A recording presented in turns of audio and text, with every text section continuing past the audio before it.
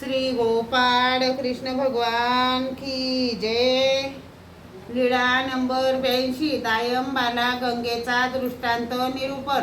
दायंबाची औसावर भाव बुद्धी नव्हती। एके दिवशी सर्वज्ञ फिरायला गेले। गंगेच्या काठावर बसले होते।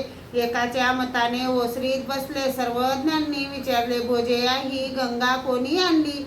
जी गौतम ऋषीने आणली। कोण्या ठिकाणाहून आणली? जी कोणी म्हणतो विष्णूच्या चरणापासून आणली, कोणी म्हणतो महादेवाच्या मुकुटातून आणली। सर्वज्ञ म्हणाले, ते ठीक आहे, पण हे पाणी तेच आहे का?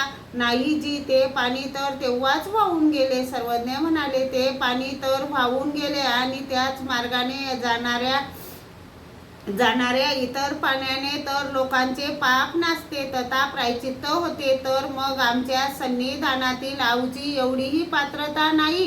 तुम्हा हिचा विटाळ का मानता? ते म्हणाले, हो जी। मग त्या दिवसापासून ते औसाला मानायला लागले।